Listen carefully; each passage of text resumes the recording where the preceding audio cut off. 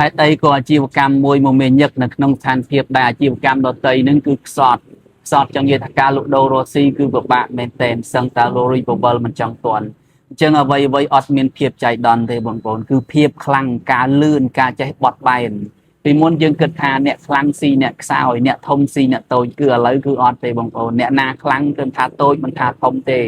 អាជីវកម្មតូចតាចក៏ដោយឲ្យតែយើងចេះប្រម៉ូទឲ្យតែយើងមានភាពខ្លាំងនៅក្នុងនឹងអញ្ចឹងនិយាយថាដូចជាយើងសួនមេអំបៅអញ្ចឹងណាឲ្យតែយើងរៀបសួនស្អាតអញ្ចឹងមិនខ្វះទេមេអំបៅមកយើងសង្កេតឃើញថាដូចជាក្នុង social media ហាងលក់ដូររស់ស៊ីមួយចំនួនជាពិសេសគឺហាងហូបចុកហ្មងហាងម្ចាស់ហាងអត់សូវពិបាកប្រម៉ូទទេយើងឃើញអ្នកហូបចុកគឺគាត់ប្រម៉ូទឲ្យតែម្ដងអញ្ចឹងមានគិតថាហាងតូចហាងធំទេឲ្យតែល្បីឲ្យតែឆ្ងាញ់គឺគេទៅចូលរួមញ៉ាំកុះកតែម្ដង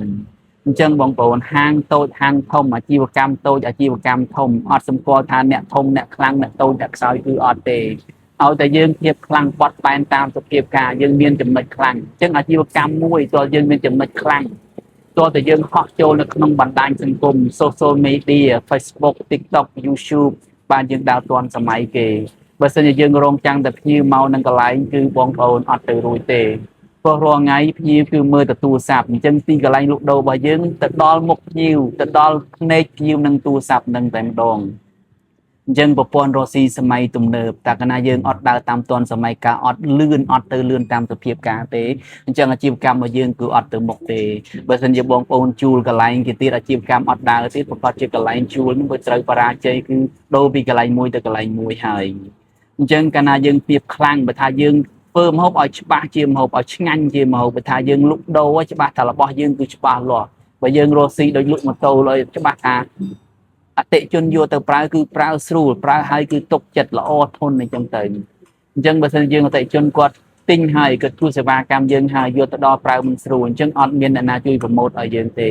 ការយកអតិថិជនធ្វើទីផ្សារការធ្វើ personal branding វាលុះត្រាតែរបស់យើងនឹងវាខ្លាំងដែររបស់យើងនឹងវាល្អដែរវាគុណភាពដែរអ្នកលក់នឹងមានក្រមសីលធម៌ដែរអ្នកលក់នឹងក៏មានសីលធម៌មានសុជីវធម៌មានគុណធម៌ដែរបានវាទៅរួច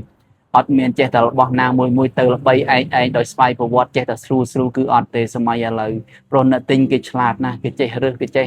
ក្លឹងថ្លែងព្រោះប្រព័ន្ធ social media រងៃវាសាយភាយមែនទែនចឹងបងប្អូនធ្វើខ្លួនយើងឲ្យខ្លាំងដោយយើងធ្វើសួនមេអំបៅចឹងមិនខ្វះទេភ្ញៀវមុនដំបូងយើងរៀនផ្សព្វតិចប៉ុន្តែកាលណាចាប់ផ្ដើមមានភ្ញៀវហើយចាប់ផ្ដើមមានអាជីវកម្មយើងដើរហើយគឺដើរហើយអញ្ចឹងក្នុងស្ថានភាពដែលពិបាកប៉ុណ្ណាក៏ដោយយើងខ្លាំងមិនសង្កត់ថាយើងអាជីវកម្មយើងធំអាជីវកម្មយើងតូចអត់ទេឲ្យតែយើងខ្លាំងគឺទៅមុខរួចហើយបាទអញ្ចឹងអរគុណច្រើនបាទ